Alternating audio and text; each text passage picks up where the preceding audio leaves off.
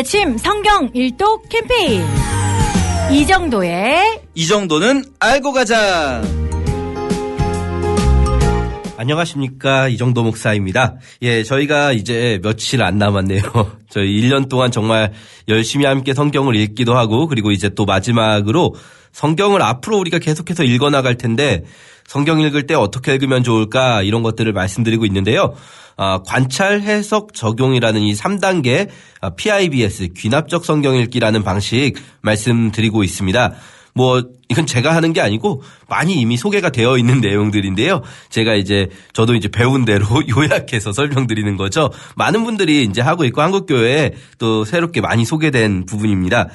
관찰을 말씀드렸어요, 어제. 그래서 관찰을 할 때 이미 사실 관찰하면서 해석이 한 50%는 되는 거예요. 관찰은 자세히 읽는 거다 말씀드렸는데요. 자세히 읽을 때 어떻게 해야 자세히 읽는 거냐? 꼼꼼히 읽고 낯설게 읽는다. 이제 꼼꼼히 읽을 때 어떤 부분들을 꼼꼼히 보아가면서 특별히 주의해서 읽는가? 해석의 3원칙 생각나십니까? 문맥 중심, 본문 중심, 하나님 중심.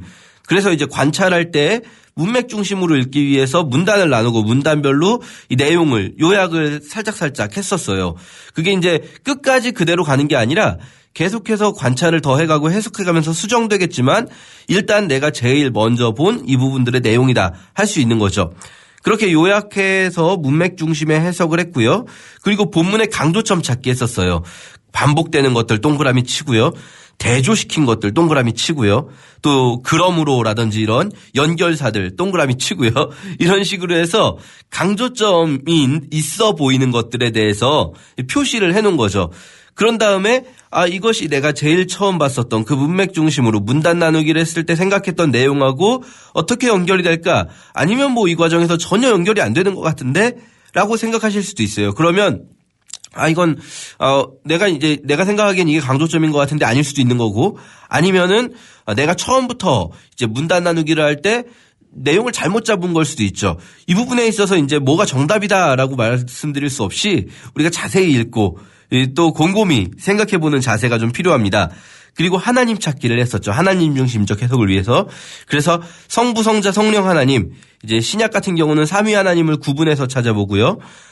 이를테면 색깔이 다른 펜으로 표시를 한다든지, 구약 같은 경우에는 그냥 하나님 찾기를 하면 되는 거죠. 그렇게 해서 하나님을 찾은 다음에 이제 해석을 하면서 내가 그동안 이제 문맥을 보면서 문단 나누기를 할 때 내용을 파악하고 또 본문의 강조점을 통해서 이런 내용일 것이다라고 수정 보완을 계속했는데, 하나님 찾기를 하면서 내가 혹시라도 하나님 중심으로 해석해야 될 부분을 혹시 사람 중심으로 해석하지 않았나 라는 생각을 하면서 이미 이 부분에서 꼼꼼히 읽으면서 해석이 이루어진 거고요. 그리고 이제 낯설게 읽기라는 건 말씀드렸어요. 우리가 안다고 생각하지 않고 모른다라고 생각하고 읽으면 어떤 부분이 생기냐? 질문이 떠오르게 돼 있어요. 그러면 이제 그걸 살짝 적어 놓는 거죠. 적어 놓거나 아니면 밑줄 그어 놓고 물음표 쳐 놓거나 이런 질문들이 생기고, 이것들을 이제 관찰하면서 이런 여러 가지 강조점들, 하나님 찾기 한 것들, 관찰하면서 발생한 질문들, 이런 것들이 이제 표시가 되게 되는 거죠.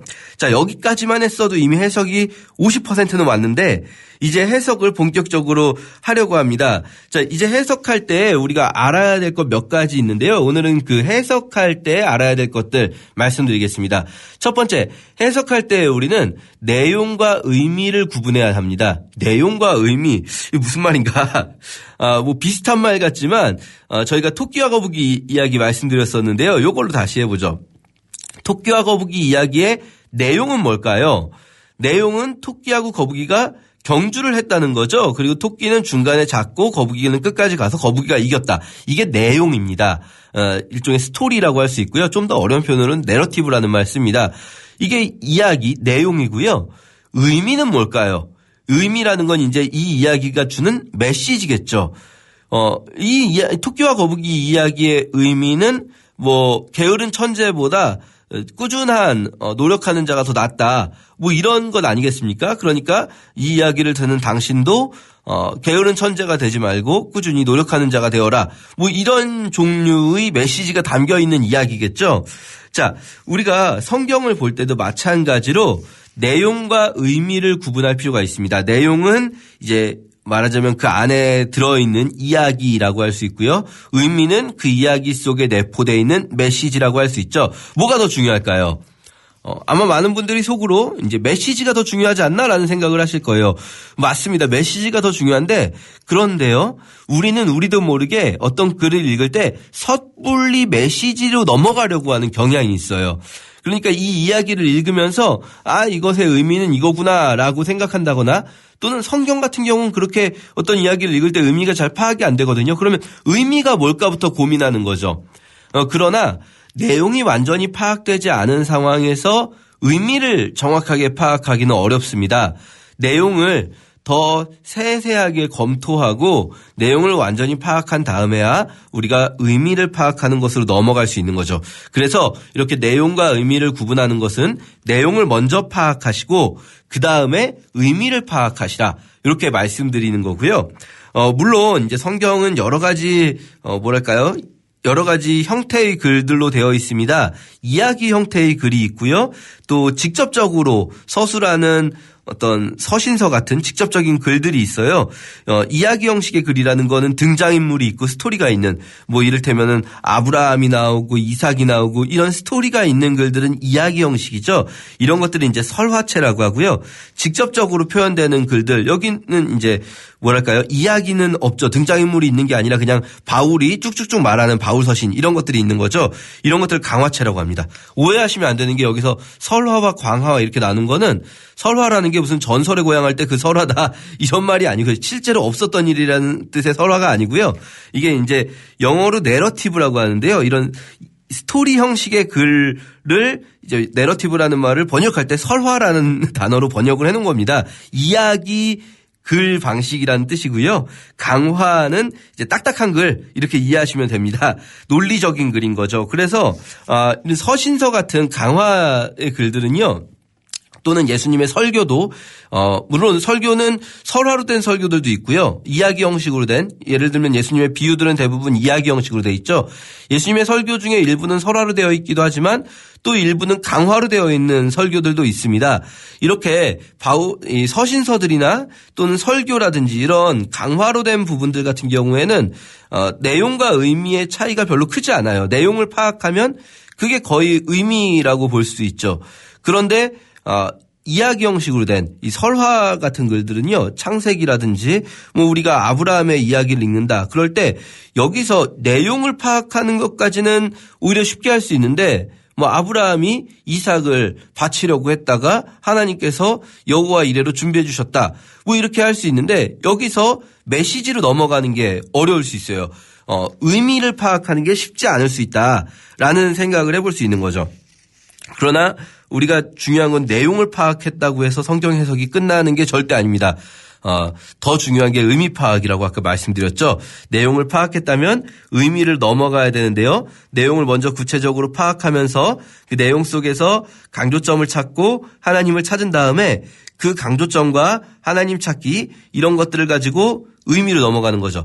내용상에 보이는 때로는 이 내용상에는 이런 주제가 있을 것 같지만 본문 안에서 하나님 찾기를 해봤는데 하나님이 이런 모습으로 하나님의 성품이나 혹은 하나님이 직접 하신 말씀이나 이런 것들이 등장했다. 그러면 오히려 이야기의 전체적인 흐름보다 물론 이야기의 전체지만 하나님께서 말씀하신 게 더 중요하게 의미를 부여할 수도 있습니다. 이제 그런 것들은 이제 성경을 읽으시면서 차차 훈련을 해나가실 수 있는 건데요. 이렇게 내용에서 의미로 넘어간다. 이때 이제 두 가지만 더 이제 내용에 더 의미로 넘어가는 방법, 의미를 찾는 방법 말씀드리려고 하는데요. 첫 번째는요, 의미라는 것도 또 몇 가지로 구분할 수가 있다는 거예요. 저희 같이 성경 일독하신 분들은 제가 여러 번 말씀드렸을 텐데요. 이 글이 우리가 읽고 있는 성경이 1차적으로는 지금의 우리에게 주신 글이 아닙니다. 이렇게 말씀드리면 좀 오해하실 수 있는 게 그럼 우리하고 아무 관계가 없단 말이냐. 그게 아니고요.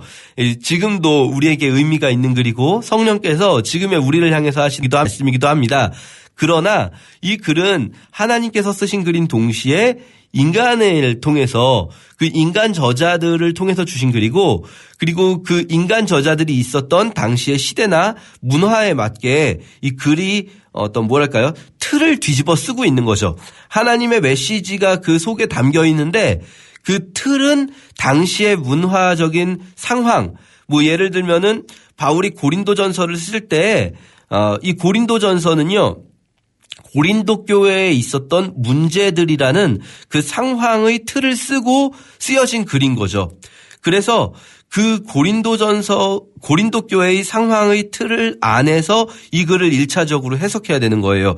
그런 다음에 그럼 그 속에 담겨 있는 그때 바울이 그냥 단순히 그 상황 속에서만 상황에 맞게 적당히 말하는 게 아니라 하나님의 마음을 가지고 하나님의 메시지를 가지고 성령님의 감동을 가지고 그 글을 쓰지 않겠습니까? 그럼 그 안에 담겨 있는 하나님의 보편적인 메시지는 무엇일까? 이렇게 나눠서 생각할 수 있는데요. 제가 약간 말이 먼저 나와 버렸는데 자 순서를 이렇게 말씀드릴게요. 먼저 의미를 파악할 때는요. 당시의 의미를 파악하는 게 우선입니다. 이 글은 지금 우리에게 1차적으로 주어진 게 아니라 당시에 그들에게 1차적으로 주어졌다라는 생각을 하면서 당시의 의미는 무엇이었을까? 이것을 파악해야 되는데요. 저희가 이 성경 일독하면서 여러 번 말씀드렸습니다. 그걸 파악하는 방법들 성경 안에서 찾을 수 있는 당시의 배경을 어디 다른 책에서 찾는 것도 필요할 수 있지만 도움이 될 수 있지만 성경 본문 안에서 당시의 배경을 우리가 역으로 유추해내는 방법들이 있다. 그것들이 그리고 가장 확실한 당시의 배경이라고 말할 수가 있다. 이렇게 말씀드렸고요. 또 필요하다면 다른 책들을 참조하는 것도 좋습니다. 그렇게 해가면서 당시의 의미를 먼저 파악하는 거예요. 내용을 파악한 다음에 그 내용 속에서 당시 이 글을 읽는 사람들에게는 이 글이 어떤 의미였을까? 출애굽 당시의 이스라엘 백성들에게는 바벨론 포로기 당시의 이스라엘 백성들에게는 또 메시아를 기다리던 또 그런 이스라엘 백성들에게는 이 글이 어떤 의미였을까? 포로기 이후의 백성들에게 어떤 의미였을까? 이것들을 우리가 이제 당시에 내가 있다라고 생각하고 상상하면서 글을 읽는 거죠. 그렇게 당시의 의미를 먼저 찾은 다음에 그런 다음에 그 속에서 보편적인 의미를 찾아가는 겁니다. 보편적인 의미라는 건 그럼 그 당시의 상황을 벗겨내면 이 속에 어떤 하나님 모든 시대에 적용될 수 있는 하나님의 메시지는 무엇일까 이 속에서 그걸 찾는 거죠. 그렇게 이제 보편적인 의미를 찾은 다음에 그 다음에 그러면 지금 나에게는 어떤 의미가 있을까? 이렇게 지금의 의미, 현재의 의미를 찾아가는 건데요. 현재의 의미는 좀 더 자세히는 적용 부분에서 다루도록 하겠습니다. 관찰, 해석, 적용 3단계라고 말씀드렸는데요. 저희는 보통 막 한꺼번에 해요. 이거를 내용 파악도 제대로 안 된 상태에서 의미 파악하려 하고 또 의미 파악도 당시의 의미가 뭔지를 생각하지 않고 그냥 바로 지금의 나에게 당시의 의미, 보편적 의미, 지금의 의미가 아니라 그냥 읽고 바로 지금 내가 적용하려고 하는 거죠. 일반적으로 큰 문제는 없겠지만 그러나 이렇게 적용하는 것은 성경 본문을 자칫 잘못하면 너무 지나치게 나 중심적으로 지금의 나 중심적으로 해석할 수 있는 오류가 발생할 수 있는 거죠. 성경 읽기가 지금의 나 중심적으로 되어야 될 것이 아니라 성경 본문이 원래 무엇을 말하고 있는가 이것에 집중하는 것이 우리 성경 읽기가 추구해야 될 방향이다. 이것을 다시 한번 강조드립니다. 자, 이 첫 번째 의미 내용에서 의미 파악으로 넘어갈 때 당시의 의미, 보편적 의미, 지금의 의미 이 순서가 있다는 것 말씀드렸고요. 그리고 두 번째는요. 이제 가지치기와 가지붙이기라는 것을 말씀드리려고 합니다. 두 가지 상황에서 사용할 수 있는데요. 첫 번째는요. 내용에서 의미를 파악할 때 내용은 많잖아요. 이 많은 내용을 전부 의미로 막 하나하나 막 연결하자면 쉽지가 않아요. 이게 그리고 막 중구난방이 됩니다.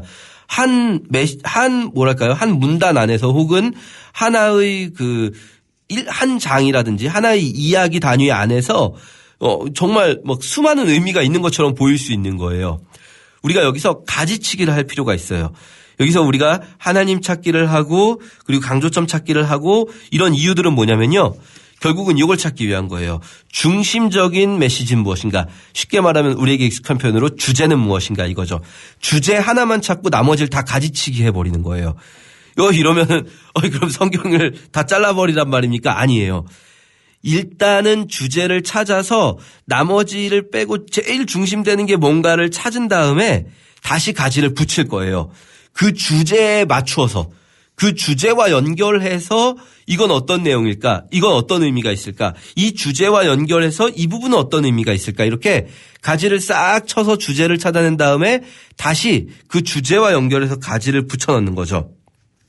그리고 이 가지치기와 가지붙이기 비슷한 것이 이제 당시의 의미, 보편적 의미, 그리고 지금의 의미를 찾을 때에도 비슷하다고 할 수 있는데요.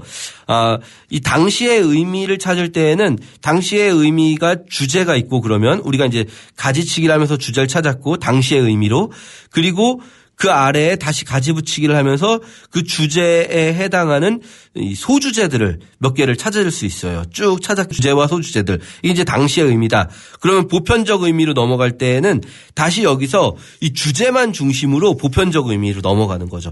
막 일일이 소주제들을 다 일일이 하지 않고 그런 다음에 다시 역시나 가지붙이기를 하는 겁니다. 그러면 이 당시의 의미의 이 주제가 보편적인 의미로 이런 주제라면 그러면 보편적인 의미로 이 소주제들은 어떻게 이 주제에 연결될 수 있을까? 그리고 지금의 의미로 갈 때도 역시 마찬가지인 거죠. 이렇게 우리가 해석을 할 수가 있고요. 또 한 가지. 지금 한 해석은 이제 해석의 3원칙에 따라서 문맥 중심의 본문 중심의 하나님 중심의 해석을 한 거라고 할 수 있고요. 이 꼼꼼히 읽기를 하면서 이루어지는 일이겠죠. 그런데 아까 낯설게 읽기를 하면서 질문을 만들어 놓으라고 말씀드렸잖아요. 그 질문을 해결하는 게 또 이제 해석의 과정이라고 할 수 있습니다. 말하자면은 이렇게 내용과 의미를 파악하고 전체 의미를 파악하고 이것이 숲을 보는 일이라면 이 질문에 대답하는 것은 나무를 보는 방법인 거죠. 그래서 여러 가지 관찰하면서 생겼던 질문들, 낯설게 읽었던 그런 질문들을 이제 해결하는 겁니다. 그런데 여기서 주의할 것, 제일 중요한 해결 방법은요. 가능하면 이 질문들을 본문 내에서 찾아보는 거예요. 예를 들면 어떤 단어의 뜻이 이거 잘 모르겠다라고 밑줄 그어놨다면 그 단어의 뜻을 물론 성경사전을 찾아서 우리가 해결하는 것도 좋은 방법인데요. 이 본문 안에서 문맥상 어떻게 쓰였을까 이걸 고민해 보는 것도 좋은 방법인 거죠. 예를 들면 이런 겁니다. 우리가 사전적인 의미가 꼭 문맥 속에서 쓰인 의미와 같지 않을 때가 많이 있어요.